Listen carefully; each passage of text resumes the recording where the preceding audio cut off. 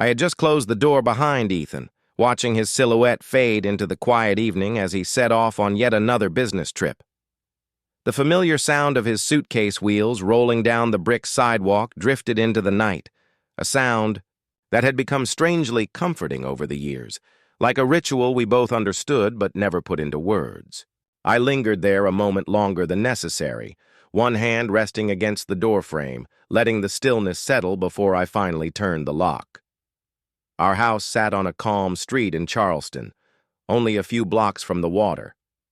On good days, the sea breeze curled through the windows, if you left them cracked, carrying the sharp tang of salt and the sweetness of magnolia, wrapping around everything like a memory that refused to fade. This season always suited the city best, warm afternoons kissed by the sun, followed by evenings cool enough to ask for soft blankets and sweet comforts.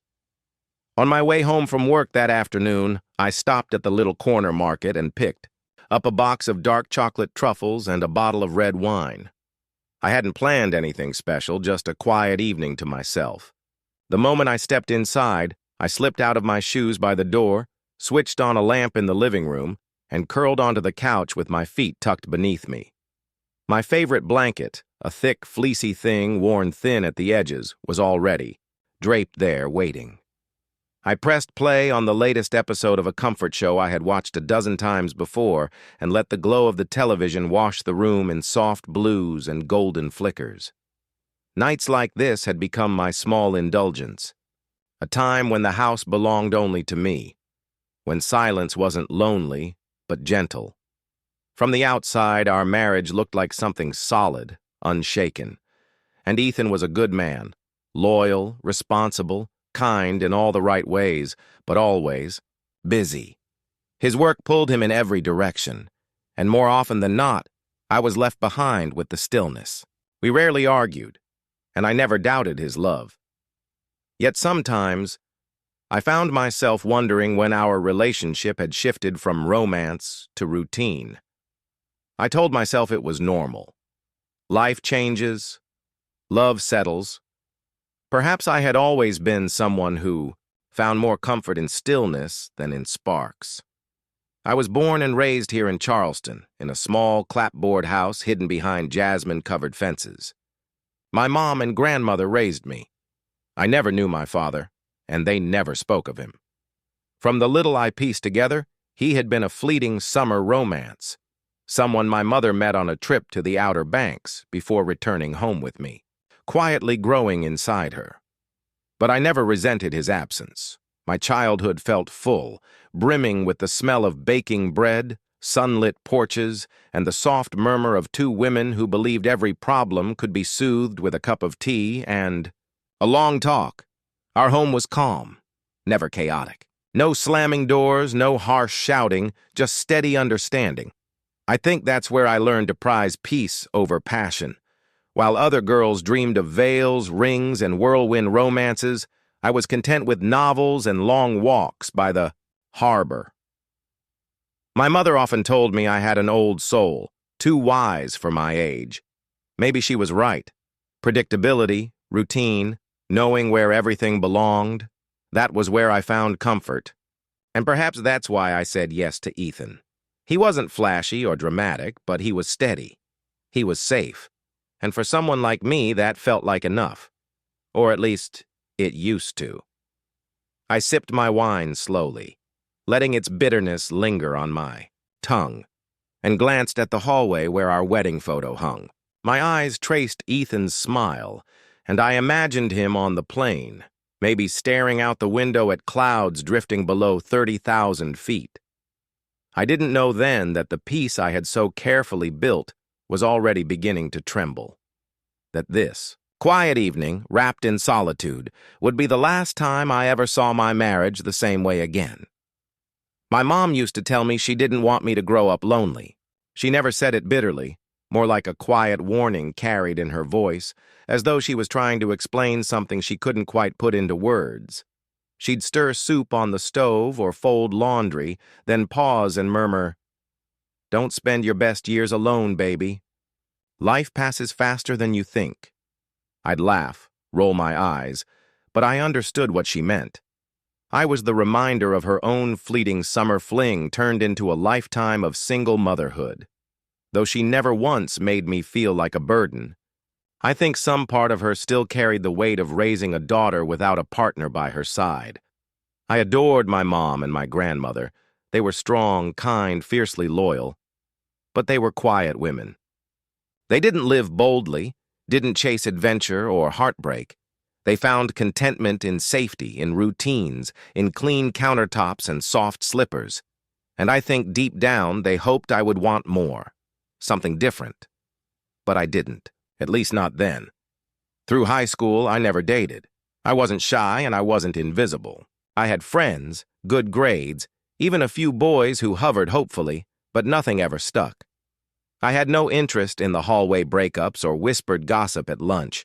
While my friends swooned over boys with guitars or Letterman jackets, I was happiest in computer science clubs and coding competitions. Logic and clarity appealed to me. Systems that worked the way they were supposed to. Love, from the outside, always looked messy, loud, unpredictable, fragile. I wanted no part of it. When it came time to choose a major, I picked information technology without hesitation. My mom had nudged me toward it. Good field, steady job, and plenty of smart boys, she'd tease with a wink. But I genuinely loved it. I loved building things from the ground up, watching systems knit themselves together piece by piece. They made sense to me in a way people rarely did. I stayed local for college, commuting from our old house in West Ashley to the small campus downtown. It was a manageable life, safe, predictable, until my grandmother passed away. It was sudden. Sophomore year. One stroke in the middle of the night, gone before the ambulance could even arrive. I'll never forget the way my mother crumpled when she got the call. She had carried our little world on her shoulders for so many years, held together by nothing but willpower, and in one moment, it all came crashing down. Those weeks blurred together. I went through the motions of classes and funeral arrangements, pretending I was fine, but I wasn't. Her absence left a silence that never fully closed. Our house grew quieter. My mother started spending her evenings alone in front of the television, dozing off in her recliner with the remote still in her hand. I threw myself into schoolwork. I told myself I didn't have time for dating, that it wasn't the right season. And maybe that was partly true. But the deeper truth was that I didn't know how to want closeness. I didn't know how to crave it. Love felt like a foreign language I had never been taught. Still, my mom tried. "You're beautiful, Hannah," she'd say, gently brushing my hair back behind my ear. "Don't waste these years thinking it's too early or too complicated. Fall in love, make mistakes, don't wait until it's too late." But I wasn't like her, or my friends. I didn't daydream about weddings or baby names. I didn't believe love was the missing piece. I was content in solitude, in a world that made sense, where everything stayed where it belonged. Maybe I was wired differently. It wasn't until I started my first job that I even considered the possibility that someone might see me as more than just the quiet, practical girl behind a desk. I remember that first day vividly. Walking into the office of a mid-sized logistics firm nestled near the old Port District. The building had been renovated from an old cotton warehouse, with exposed brick walls and sunlit beams stained with time. It smelled of fresh coffee and printer toner, buzzing with the energy of people who treated routine like religion. That's where something in me shifted. Though I didn't know it at the time, life was about to hand me my first real lesson in what love was and what it wasn't. I met Jonathan Hayes on a Tuesday morning that began as ordinary as any other. I was hurrying down the hallway with a stack of invoices I barely understood when I nearly collided with him outside a conference room. He stepped aside smoothly, holding the door open, his lips curled in a polite smile. I had been expecting someone else entirely. People had been whispering all morning about his visit. Jonathan Hayes, regional director for one of our partner companies. A man others described as sharp-minded, rising star, someone to watch. I had imagined someone older, stiff, maybe even arrogant. But the man standing in front of me was none of those things. He was polished, yes, but warm, approachable, his focused. Blue eyes met mine, not past me, not through me, but into me, as though he truly noticed me in a way most people never had. "You must be new here," he said, voice smooth, confident, like he already owned the rhythm of the conversation. "I don't think we've met. I would have remembered." I laughed nervously, brushing a loose strand of hair behind my ear. "Yeah, I've only been here a few weeks." He extended his hand. "Jonathan Hayes." I took it. "Hannah Walker." He repeated my name softly, like he was testing the weight of it. And for the first time in years, my heart skipped. That should have been the end of it. A polite exchange, a professional smile, maybe a passing wave the next time we crossed paths in the hallway. But Jonathan didn't let it end there. He found reasons to speak to me every time he visited. He'd ask questions about reports, compliment the way I organized things, even tease me once about the ridiculously perfect penmanship I left on a sticky note. They were small things, subtle really, but I noticed. A week later, he called the office and asked for me directly. "I hope this isn't too forward," he said, voice calm, deliberate. "But I'd like to take you to dinner if you're free." I was stunned. No one had ever asked me out like that before. So direct, so certain, as if he already knew the answer would be yes. And somehow, it was. I said yes without thinking.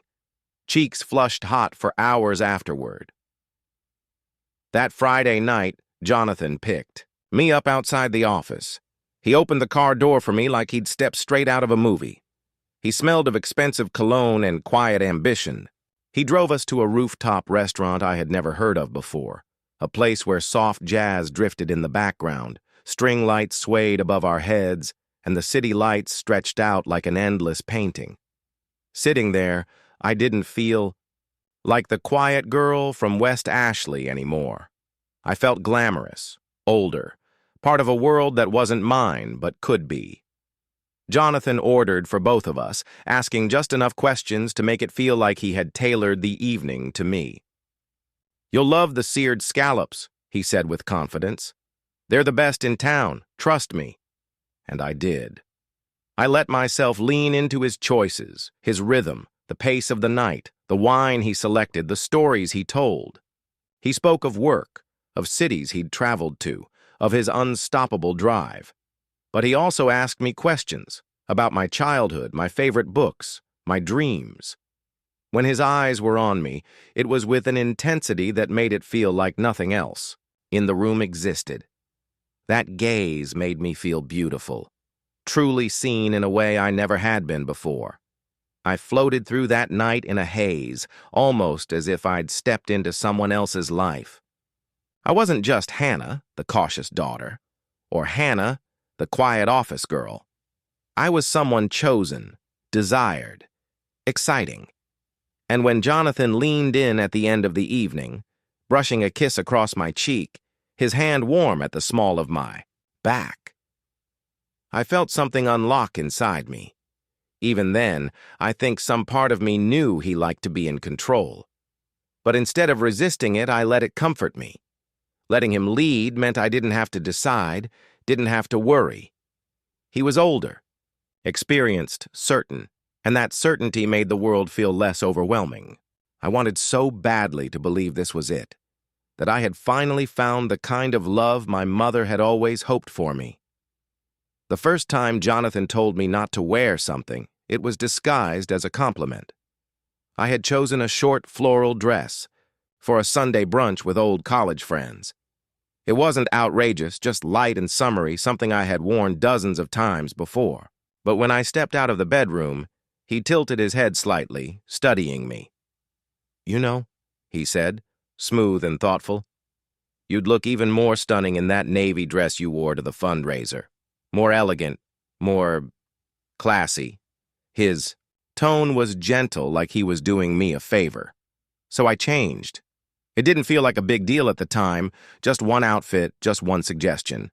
But afterward, the suggestions multiplied. A raised eyebrow at a top that showed too much shoulder. A faint frown at a pair of frayed hem jeans. Eventually, I stopped wearing anything I thought he might not approve of. Without realizing it, I began to watch myself, not only what I wore, but how I spoke, how I laughed, how I carried myself. The shift was so gradual I barely noticed it. It crept in like fog, soft and slow. We spent more time together. Our lives began weaving into one long thread. Jonathan lived alone in a spacious condo overlooking the river, floor-to-ceiling windows, a sleek kitchen straight out of a magazine. He began suggesting, then asking, then insisting that I stay over more often. "It's silly for you to keep commuting back to that little house," he'd say. "We barely see each other as it is." And I wanted to be near him. I really did. So eventually, I packed a few bags and moved in. At first, I tried to carry my weight, to make his condo feel like home. I cooked, I cleaned, I reorganized his spice cabinet even though I couldn't name half the jars. I watched YouTube videos on how to fold fitted sheets like hotel staff. I burned dinner, twice. Jonathan never yelled. He just smiled tightly and ordered takeout. "You'll get better," he said, kissing my forehead. But his tone was clipped, and it lingered with me all night. Slowly, comments began to slip into conversations. About how his mother's chicken pot pie was unmatched. About how his old girlfriend always kept fresh flowers on the table. About how a woman's role was to create a peaceful home. None of it was overtly cruel, but each remark was sharp enough to sting. He didn't like when I made plans without checking with him. "What if I'd arranged something for us? Don't I matter in your schedule?"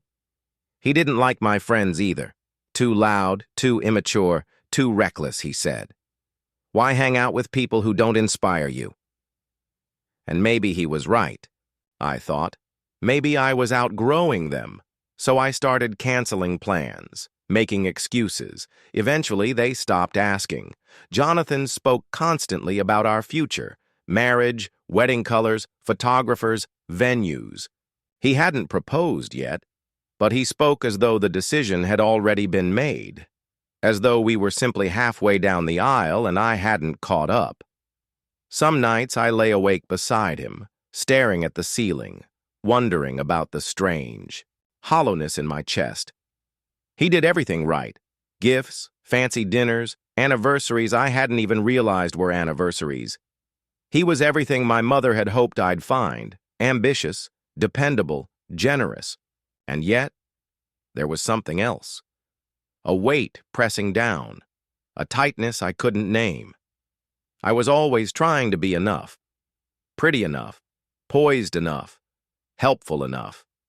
Somewhere along the way, I had stopped asking what I wanted. I had stopped choosing for myself. I had gone from feeling cherished to feeling shaped, molded. Still, I told myself this was love, commitment, sacrifice. Wasn't growing up about letting go of some independence. I could hear my mother's voice, proud and hopeful. "You finally found a good man, Hannah." And I clung to that thought like a lifeline, even as the current beneath it threatened to pull me under. It happened on a Friday night, not long after I had turned down yet another invitation from my friends. They had planned a rooftop bar outing. Just a few drinks, nothing wild, but I declined automatically. Jonathan didn't like bars, he didn't like my friends, and truthfully, they no longer expected me to say yes. I had become the one who always stayed home. That night, I was curled on the couch flipping channels when Jonathan walked in, carrying that peculiar energy he always had after closing a big deal. Half buzzed on success, half distracted. He sat down, took the remote from my hand, and switched off the TV. Without a word, he looked at me with that smile I had once found charming, but now recognized as rehearsed. "It's time." He said, "I've waited long enough." Before I could ask what he meant, he pulled a small box from his pocket. Inside, a diamond ring sparkled coldly under the lamplight. Beautiful, yes, but clinical in its perfection. He didn't kneel. He didn't say he loved me. He simply said, "I'm moving into a higher position next quarter. This makes sense now. We're ready. Say yes." I stared at him, frozen. My own voice echoed back in my head. Every excuse, every justification I had whispered in the dark to explain away the pressure, the control, the weight of his expectations. Suddenly it was all laid bare. The critiques, hidden in patient sighs, the frowns at bright colors or short hems, the comments about my friends, the silence that followed every small rebellion. And the thought struck me, clear and sharp. This isn't love. This is management. This is control, wrapped in silk and gold. Something inside me cracked, not violently, but like a thread snapping after being pulled too tight for too long. I smiled softly and said words that surprised even me. "No. I don't want to marry you." His face barely changed. He blinked, waiting for a punchline that never came. "You're shocked," he said calmly. "It's fine. I should have prepared. This better?" "No," I repeated, firmer now. "You don't understand. I'm not shocked. I'm done." I stood, grabbed my bag from the side table, and walked to the door as though through water. Slow, heavy, deliberate. I didn't stop to argue. I didn't explain. Deep down, I knew nothing I said would matter. He hadn't been listening for months. Why would he start now? I didn't return to the condo. I didn't go to our favorite restaurant or call a friend. I drove straight to my mother's house. She opened the door in her robe, surprised but silent. She didn't ask questions. She just hugged me, long and tight, as if she already knew. That night, for the first time in years, I slept deeply. No pressure, no expectations, just the hum of the old ceiling fan, the lavender scent of my mother's sheets, and the steady beat of my own unburdened heart. For the first time in a long time, I felt free. I met Ethan the night I slipped away from a company party I hadn't wanted to attend. It was one of those stiff, overlit events in a rented banquet hall. Lukewarm food, forced laughter, people clinking glasses as a DJ begged unsuccessfully for someone to dance. I lasted barely an hour before I ducked out with two girls from accounting, wandering instead into a quiet bar a few blocks away. A cozy little place with live music, exposed brick, and the kind of soft lighting that made everything feel a little warmer. A local band was playing something bluesy, and for the first time all evening I felt like I could breathe. That's when I saw him. Ethan Walker. He wasn't flashy. He wasn't the loudest guy in the room or the best dressed, but something about the way he laughed, unrestrained, eyes crinkling at the corners, caught my attention. He was sitting with a few friends at the end of the bar, talking easily like he belonged anywhere he went. When our eyes met, he smiled. Not a smirk, not a performance, just this genuine, easy kind of smile that made me smile back without meaning. 2. I ended up alone at a table while the girls went out for a smoke, and that's when he walked over. "Mind if I sit?" he asked, gesturing to the empty chair. "Not at all," I said. We started talking about the band, then about music in general, then movies, and somehow in the span of 20 minutes, we had moved from favorite directors to childhood TV shows to our mutual love of old architecture. It was easy. There was no performance, no pretense, no calculated charm, just two people having a conversation that felt like it could go on forever. We exchanged numbers before the night ended, and I remember walking home feeling lighter than I had in months. No pressure, no expectations, just the memory of someone who listened without interrupting and looked at me like I was a person, not a project. Ethan called 2 days later. Our first date was a walk along the harbor and takeout on a park bench. Simple, honest, and perfect. He wasn't wealthy. He didn't come from some long line of successful men or have a luxury apartment with a view of the skyline. He had worked his way up from nothing. Born in a tiny town in upstate South Carolina, raised by a single mom, graduated with a degree in civil engineering, and landed a job in Charleston through sheer determination and grit. He wasn't trying to impress anyone. He was just trying to build something real, and with him, I didn't have to pretend. I could wear whatever I wanted, laugh too loudly, say the wrong thing, and he never made me feel small for it. He never made me feel like I had to be better or more. He just liked me for me. We dated for a year before he proposed nervously, sweetly, on the same park bench where we'd shared that first takeout dinner. There was no grand gesture, no staged photos, just Ethan holding a ring in one hand and mine in the other, asking if I'd build a life with him. I said yes, without hesitation. We married the following spring in a small ceremony by the water. It wasn't perfect. The flowers were late, my veil got caught on a bush, and my mom cried through the whole thing. But it was ours. Honest, simple, full of love. I moved into the little two-bedroom house Ethan had bought just a few months before we met. It wasn't fancy, but it had a lemon tree in the backyard and a porch that caught the best afternoon light. And every morning, he'd kiss my temple and whisper, "You make this place home." With Ethan, I wasn't trying to be perfect. I didn't have to earn his affection. I could breathe. For the first time in my life, I felt safe, and I thought, maybe, this is what real love is supposed to be. It started like any other evening when Ethan was out of town. I poured myself a glass of wine, lit a candle on the counter just to make the house feel less empty, and ran a hot bath with lavender oil. He had texted earlier saying his meetings in Raleigh had run late, and he'd be home Sunday evening. That gave me 2 more days of quiet, of solitude, or so I thought. I went into the kitchen to grab the Bluetooth speaker I kept in the drawer near the stove, just something to play music while I soaked. But when I opened the lower cabinet, I noticed something wedged between the side panel and the wall, a small rectangle, black, unfamiliar, a phone. I frowned, reaching in to pull it out. It was dusty, like it had been there a while, but not forgotten, not abandoned. The moment it was in my hand, it lit up. A call was coming through. Not just a call, a video call. The name on the screen read, Natalie. My stomach dropped. I didn't think, I just answered. A girl's face filled the screen, maybe 18, maybe a little older, blonde, big blue eyes, soft, delicate features. Her expression changed the second she saw me. "Oh," she said, blinking rapidly.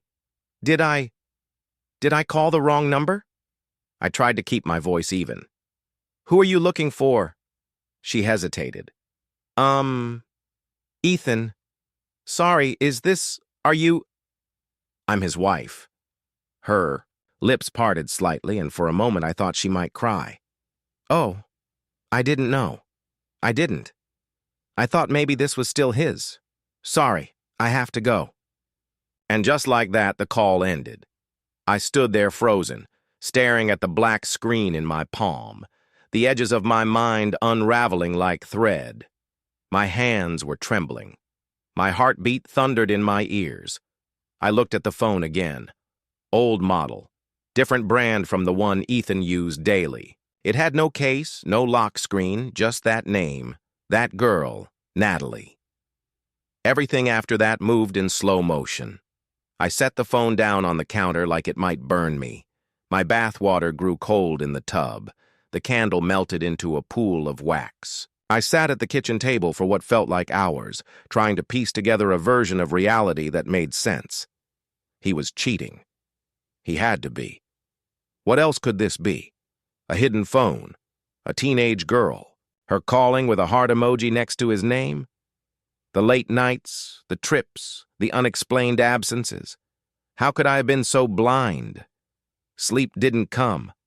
I laid in our bed, eyes open, replaying every conversation, every touch, Every time I told myself I was safe, I kept picturing her face, young, soft, fragile, like someone who had never been lied to before.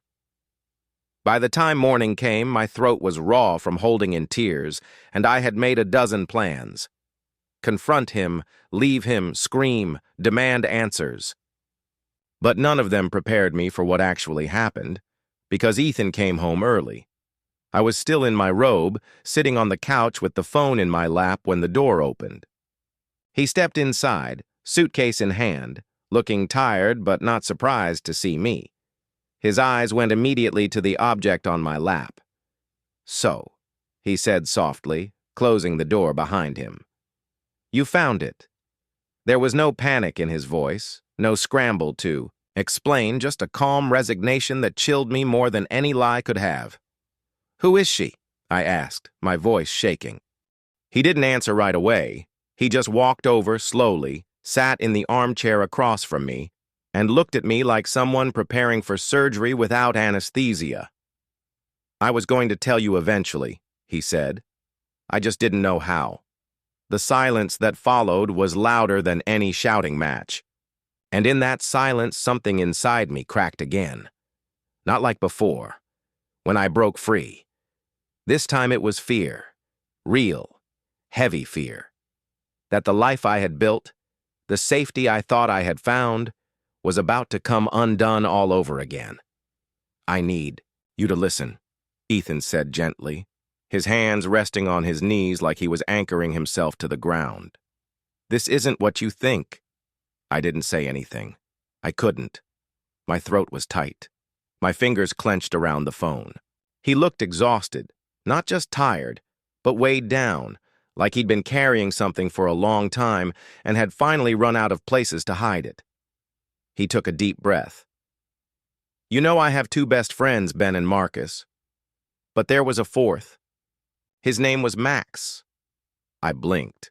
The name didn't register at first. Then I remembered Ethan had mentioned a childhood friend who died in a car crash years before we met. I had never asked much.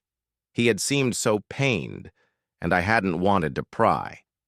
Ethan leaned back slightly, staring at the wall behind me as if watching a reel of old memories. "Max was the best of us. Smart, funny, steady. He married young, his high school sweetheart, Lena. They were the kind of couple that made you believe in fate. They had 3 kids. Natalie was their first, then twin boys. The name hit me like a stone. Natalie. I sat up straighter, the pieces slowly clicking into place, but I still couldn't speak. 10 years ago, Ethan continued, his voice tight, we surprised them with a trip for their anniversary. A real vacation, just the two of them. We arranged childcare, bought the tickets, handled everything. They never got to come back." He paused, swallowing hard. "The accident happened in the mountains. A tour bus driver had a heart attack behind the wheel. No survivors." For a moment, the room felt completely still. I imagined Natalie's small face on the screen, frozen in surprise. A child who had grown up without parents. My heart ached in ways I didn't know it could. "After that," Ethan said, his voice softer now, "it was chaos. Max's mom, Natalie's grandma, tried to hold things together, but a few years ago she had a stroke. She lost guardianship. The state was ready to step in. The kids were going to be placed into the system." I closed my eyes, already knowing what he would say next. "We couldn't let that happen. Marcus and Ben have families of their own. I was single. I had money.